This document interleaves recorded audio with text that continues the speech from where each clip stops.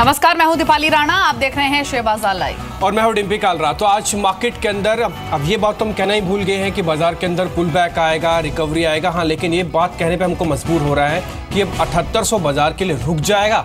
एक नया लेवल होगा जो बाजार पहले से ही उम्मीद कर रहा था। देखिए, शुरुआत में हम सब यही कह रहे थे कि 8000 नहीं टूटेगा, जब टूटेगा तो 7800 रुकेगा। आज हम 7800 की दहलीज पे खड़े हैं। क्या यहाँ से पुल बैक आएगा, नहीं आएगा, ये अगले 3 दिन के लिए बहुत अहम होंगे। इन्हीं 3 दिन पे हमारी आगे फोकस रहेगा और आपको बताएंगे मार्केट के अंदर शॉर्ट करना है या फिर ताज़ा खरीदारी करनी है। SGX निफ्टी इस समय 12 अंक ऊपर है। जब SGX निफ्टी इस तरह की बढ़त दिखाता है, फिर हरे निशान में दिखाता है, तब एक संभावना, एक उम्मीद होती है, जिस उम्मीद की हम शुरुआत में आपसे बात कर रहे थे कि बाजार के अंदर उम्मीद और गिरावट बहुत ज़्यादा है। गिरावट लगातार दिख रही है, उम्मीद बहुत कम है। आज का अगर आउटलुक के हिसाब से भी देखेंगे, एक और उम्मीद है कि आज बाजार चल सकता है, क्योंकि आज को ग्लोबल संकेत आपके लिए थोड़ा बहुत पॉजिटिव है। वायदा एक्सपायरी अब सामने खड़ी है। इतनी ज़बरदस्त शॉर्टिंग होने के बाद अब मार्केट के अंदर अगर फिर से शॉर्ट्स कैरी हो जाते हैं, यानी कि रोल ओवर शॉर्ट्स का हो जाता है, तो एक गिरावट फिर से हावी हो जाएगी, उम्मीद फिर से हार जाएगी। इसलिए आज उम्मीद को जीतना होगा और ये उम्मीद लगातार 3 दिन तक जीतती रहे, तब जाके आप ये कह सकते हैं डेरिवेटिव एक्सपायरी कहीं ना कहीं आपको कुछ सहायता दे के गई है। रही बात मार्केट के हिसाब से आज आप ट्रेड करना है, तो आप बजट से ओरिएंटेड कुछ फोकस शेयर्स होंगे, आप उस पर ज़्यादा ध्यान रखें, क्योंकि मार्केट और इंस्टीट्यूशनल्स अब वहाँ पर ट्रेड करना शुरू कर देगा। लेकिन FIs की तरफ से लगातार बिकवाली है। 1090 करोड़ रुपए की बिकवाली FIs की तरफ से होती हुई दिखे। तो मार्केट के अंदर बहुत सावधानी से, बहुत सचेत होकर उम्मीद का सहारा ले आप एक बार नजर रख सकते हैं। बिल्कुल कॉशियस रहने की जरूरत है, और ये कॉशियसनेस जो है मार्केट में, वो इस साल के अंत में नहीं बल्कि अगले साल की शुरुआत में रिफ्लेक्ट होगी। और अब जो कंफ्यूजन है मार्केट्स में, वो एटलीस्ट टिल बजट तो डेफिनेटली कंटिन्यू होगा। ये एशियन मार्केट्स का हाल अपनी स्क्रीन पर देख रहे हैं। यूरोपियन मार्केट्स और अमेरिकन मार्केट्स कल क्लोज से। अब जो हॉलीडे मूड है इंटरनेशनल मार्केट में, वो एक्चुअली शुरू हो चुका है, और यही सिर्फ 2 बाजार हैं एशियन मार्केट्स में भी जो ओपन हुए हैं, और वहां भी बहुत कम वॉल्यूम्स के साथ ट्रेड हो रहा है। और आप देखिए, दोनों ही इंडेक्स को कॉस्पी और निकाई मामूली बढ़त लेकर ट्रेड कर रहे हैं। SGX निफ्टी को देखें तो सुबह से एक दायरे में वॉलेटाइल है, और सिर्फ 12 अंक ऊपर अभी SGX निफ्टी ट्रेड कर रहा है 7923 के लेवल्स पर। लेकिन अब 2 मेहमान हमारे साथ मौजूद हैं, TS हरिहर हैं और आशीष केलकर है। दोनों मेहमानों का स्वागत है शेयर बाजार लाइव में। हरि, पहले आप ही कमेंट्स लेना चाहेंगे। PM का स्टेटमेंट के बाद FM की ओर से क्लेरिफिकेशन, और उसके बाद मार्केट का रिएक्शन। कहीं ना कहीं मार्केट्स को अब ये डर तो है कि at least something is coming in budget. नहीं, आई थिंक यदि आप पिछले 2 बजट में फाइनेंस मिनिस्टर का लैंग्वेज पर गौर करोगे, तो आई थिंक एक चीज तो साफ है कि government is in favour of progressive taxation. और प्रोग्रेसिव टैक्सेशन का मतलब ये होता है कि जिसका ज्यादा इनकम हो वो ज्यादा टैक्स भरे। मोदी साहब ने खुद भी ये कंसर्न जताया है कि इंडिया में इनडायरेक्ट टैक्सेस काफी ग्रो हुए हैं और डायरेक्ट टैक्सेस ग्रो नहीं हुए हैं। तो आई थिंक मैं मानता हूं कि डेफिनेटली जहां तक middle class, lower middle class का सवाल है, शायद वो जो बेस रेट्स है ये बढ़ाए जाएंगे, तो there will be some relief for the smaller tax pairs.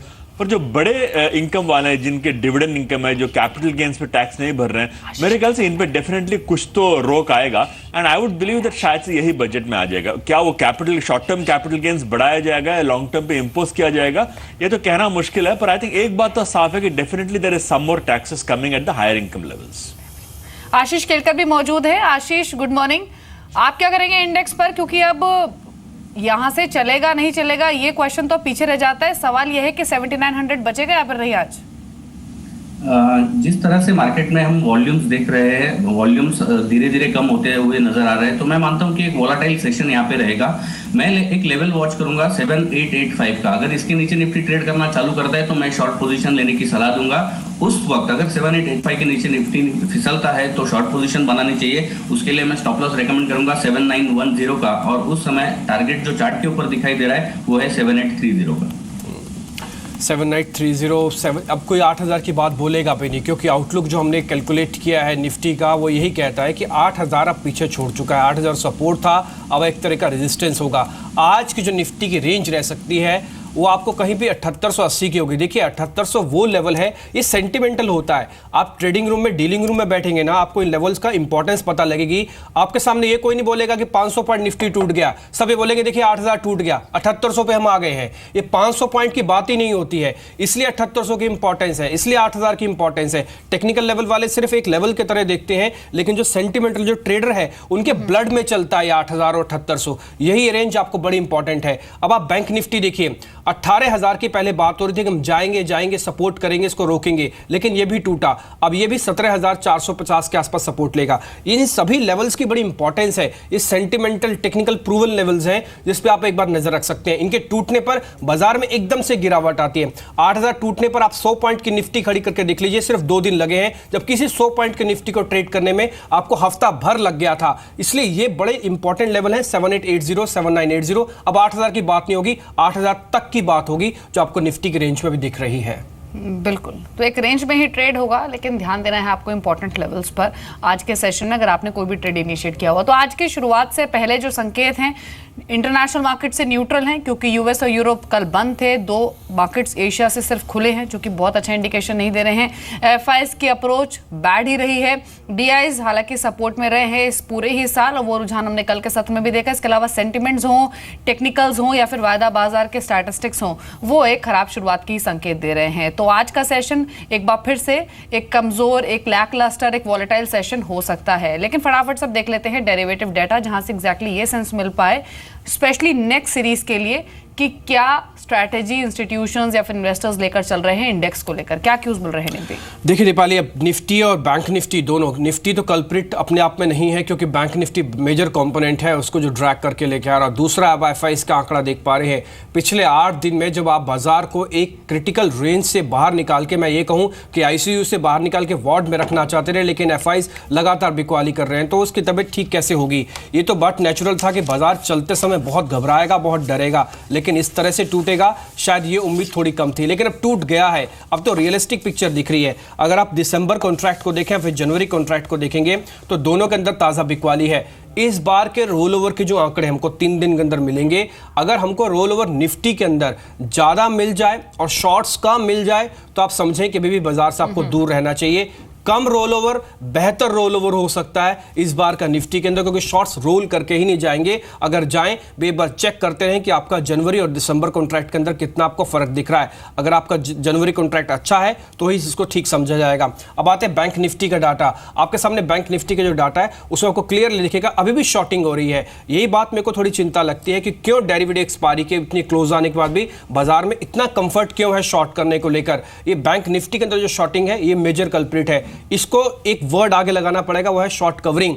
अगर ये आ जाए तो बाजार के अंदर आप देखेंगे कम वॉल्यूम भी बाजार के फायदे का सौदा होता है। अगर बाजार बंद है तो आपका प्लेग्राउंड बड़ा है, आप ज़्यादा बड़े प्लेग्राउंड में बड़ी लंबी पारी खेल सकते हैं। ये बाजार के अंदर आज देखने को मिल सकता है। रही बात 2 कॉल्स आप जनवरी की ध्यान रखें, एक तो 8200 की और एक 8300 की। इन पर आपको थोड़ा सा ध्यान ज़्यादा रखना होगा। 8200 की कॉल या फिर 8300 की कॉल मैं इसलिए आपके सामने बोल रहा हूँ क्योंकि यहाँ पे अभी शॉर्टिंग है, लेकिन बाजार अगर 7800 की सपोर्ट ले लेता है तो आपका नेक्स्ट टारगेट 8000 और फिर 8200 होगा। इसलिए 8000 की कॉल और 8200 की कॉल। अगर आप कुछ भी बाजार में ये समझते हैं कि 78 से रुक जाएगा, बाजार चलेगा, कम जोखिम चाहिए, तो 2 कॉल आपकी सहारा कर सकती हैं, 8000 की कॉल और 8200 की कॉल। जी, लेकिन इतना फॉर श्योर है कि वॉल्यूम्स थिन रहने वाले हैं, और स्पेशली जो ट्रेडर्स हैं और इन्वेस्टर्स हैं उनका ध्यान इंडेक्स से ज़्यादा जो स्टेटमेंट्स आएंगे पीएम की ओर से या फिर एफएम की ओर से गोइंग टुवर्ड्स बजट, वो ज़्यादा इंपॉर्टेंट रहेगा। और उस कड़ी में देखें तो डिम्पी, आज एक इंपॉर्टेंट बैठक भी है।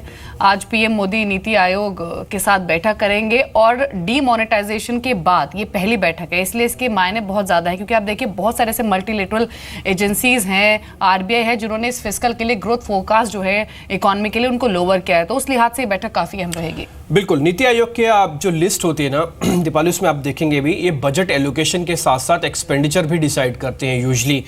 हरी, क्या इस बार ये समझा जा सकता है कि नीति आयोग की बैठक होती रही है, अहमियत इसलिए देनी चाहिए कि इस बैठक में ऐसे फैसले हो सकते हैं जो सीधा बाजार से सरोकार तो नहीं रखते, लेकिन बाजार के कुछ एक सेक्टर्स को चलाने की हिम्मत रखते हैं, जैसे कि किसानों से जुड़ा हुआ एग्रीकल्चर, ऑटो को कुछ रियायत, स्टील कंपनीज को लेके कुछ सहानुभूति।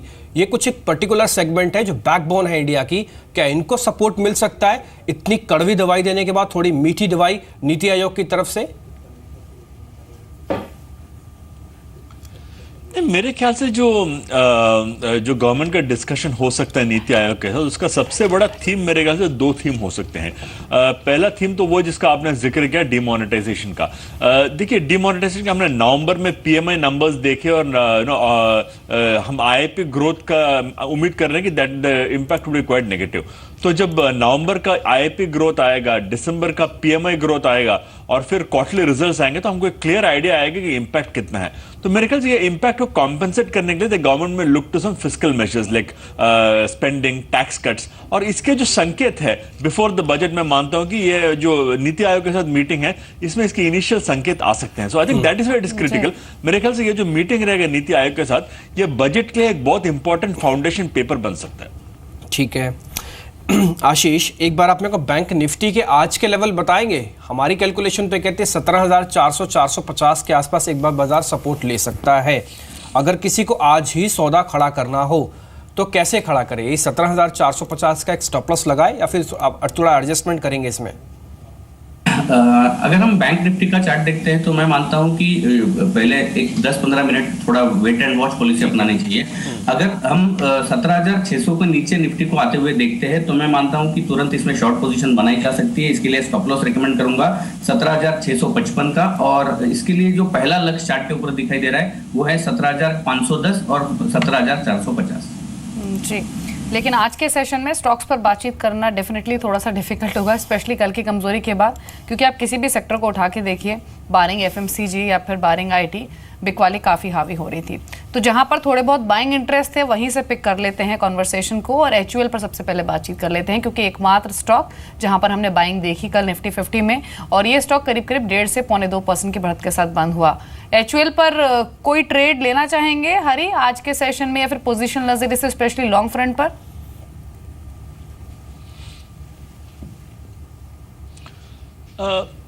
दीपाली, हम ओवरऑल एफएमसीजी स्पेस पे we are continue to be negative, और जो कल बाउंस आया था मेरे ख्याल से नीचे 780 के आसपास जाके वहां से बाउंस किया था, तो एक डेड कैट बाउंस, एक शॉर्ट कवरिंग के नजरे से मैं तो इसको देखूंगा। आई डोंट थिंक जहां तक एफएमसीजी का सवाल है कोई फंडामेंटल शिफ्ट हुआ है।